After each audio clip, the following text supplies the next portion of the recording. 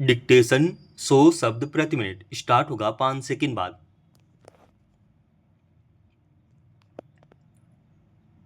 Start. विभिन्न धर्मों और समुदायों के लोगों की आस्था के बीच भारत की छवि विविधतापूर्ण देश की है। यही इसकी खूबसूरती है।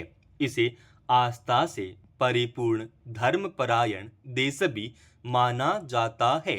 यहाँ करोड़ों लोग अपने अपने धर्म का समर्पित भाव से पालन करते हैं। इससे उन्हें जीवन में नैतिकता से लेकर मर्यादा तक की सीख मिलती है। वे अपने कर्तव्यों का निर्वहन करते हुए संतुष्ट भाव से जीवन जीते हैं।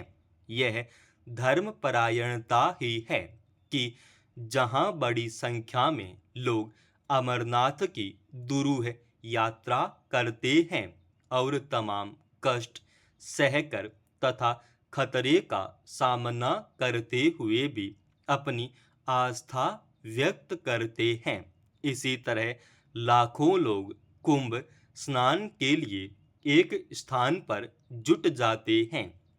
यानी हमारी धार्मिक मान्यताएं इतनी गहरी हैं कि एक विश्वास के सहारे हम पूरा जीवन गुजार देते हैं। मोक्ष और मुक्ति की उम्मीद लिए चलते रहते हैं। हम अपने देश में आस्था के विभिन्न रूप देखते हैं और उनका सम्मान करते हैं, मगर देश को धर्म और धार्मिकता के अंतर को भी समझना होगा। मनुष्य के लिए धर्म महत्वपूर्ण है, मगर जिस तरह से पिछले कई वर्षों में धार्मिकता का दोहन किया गया और आस्था को ठेस पहुंचाई गई, यह चिंता का विषय है। सामूहिक रूप से धर्म के प्रति समर्पित होना कोई गलत नहीं। इसी से हमने अपना सांस्कृतिक इतिहास रचा है और मन की शांति के लिए अपने धर्म स्थलों का निर्माण किया है। इनमें श्री राम की जन्मस्थली अयोध्या भी है। कारसेवकों की बलिदान और त्याग के बाद मंदिर का निर्माण हुआ। जब इसका उद्घाटन हुआ था तो देश विदेश में लाखों लोग पूजा अर्चना कर रहे थे और अपना जन्म सफल कर रहे थे। लेकिन इस सामूहिक धार्मिकता में आडंबर आ गया। फिर इसी के साथ शुरू हो गया आरोप प्रत्यारोप का सिलसिला। देखते ही देखते वोटों की राजनीति भी शुरू हो गई। पिछले दिनों देशवासियों को व्यथित करने वाली जानकारी सामने आई। पता चला कि श्री राम की जन्मस्थली अयोध्या में चढ़ाई गई राशि में भारी गोलमाल हुआ है।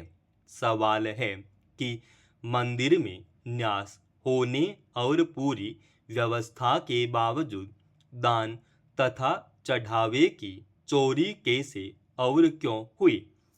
ताज्जुब है कि लाखों करोड़ों रुपए इधर से उधर होते रहे और इसकी भनक तक नहीं लगी। जिम्मेदार लोग आंखें मूंदे रहे। इन जिम्मेदार लोगों में न्यास के करता धरता सदस्य, नोट गिनने वाले लोग और गिनवाने वाले बैंक तथा उन पर नजर रखने वाले सीसीटीवी कैमरे के संचालक सब शामिल थे।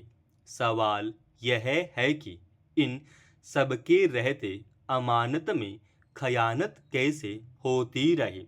शुरू में तो विश्वास ही नहीं हुआ कि चढ़ावे की राशि भी गायब की जा सकती है। विवाद गहराया और लोगों का आक्रोश बढ़ा तो सरकार हरकत में आई और एसआईटी गठित कर दी। इसने जो पहली रिपोर्ट दी उसमें चिंता की बात यही थी कि चोरी हुई है।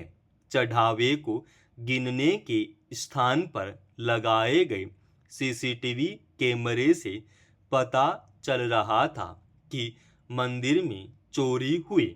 जिन आरोपियों को संदेह के घेरे में लिया गया, उनकी और परिवारजनों की संपत्ति में बढ़ोतरी देखी गई। यह बेहद निराशाजनक है कि निगरानी तंत्र में गंभीर खामियां पाई गई। हर स्तर पर कोताही दिखी। जब इस पर भारी वाद विवाद होने लगा तो राजनीतिक खांचों में बंटे लोग आमने सामने आए। इस मुद्दे पर अजीब तस्वीर सामने आने लगी। मंदिर संचालकों में भी कई लोग बंटे नजर आए। जब न्यास की बैठक हुई तो कोषाध्यक्ष ही मुखर दिखाई दिए। वैसे तो कोषाध्यक्ष का दायित्व बड़ा होता है, लेकिन यहाँ पता चला कि वे तो रुपए और चढ़ावा गिनने के बाद जो रिपोर्ट आती थी उसी का ही हिसाब किताब रखते थे। गौरतलब है कि कुछ लोगों को जिम्मेदार ठहराया जाने के बाद जिस तरह की राजनीति होने लगी, उससे लोगों की आस्था डगमगा गई। इस प्रकरण के बाद बद्रीनाथ मंदिर में भी अनियमितता की खबरें आने लगी। इस मामले में जांच हुई तो समिति के अध्यक्ष के निजी सहायक को निलंबित कर दिया गया और बाद में उसकी गिरफ्तारी भी हुई। यह मामला तब सुर्खियों में आया जब सोशल मीडिया पर मंदिर में चढ़ावे की गिनती के दौरान कथित गड़बड़ी के वीडियो और आरोप सामने आए। एक संगठन ने शिकायत दर्ज कर निष्पक्ष जांच और प्राथमिकी की मांग की थी। शिकायतों को गंभीरता से लेते हुए उत्तराखंड सरकार ने पिछले सप्ताह 3 सदस्यीय उच्च स्तरीय जांच समिति बनाई। राम मंदिर के बाद बद्रीनाथ धाम और फिर दूसरे मंदिरों में वित्तीय अनियमितताओं की जिस तरह की खबरें आ रही हैं, इससे लगता है कि धर्म की आड़ में आस्था से विश्वासघात किया जा रहा है। इस धर्म के नाम पर आडंबर और राजनीति में देश उलझ गया है। समाप्त। दोस्तों, रोजाना ऐसे एडवांस डिक्टेशन के लिए चैनल को आप अभी सब्सक्राइब कीजिएगा और आज के इस डिक्टेशन का पीडीएफ फाइल हमने हमारे Telegram channel study with HP पर डाल रखा है, जिसका लिंक इसी वीडियो के डिस्क्रिप्शन में डाल रखा है।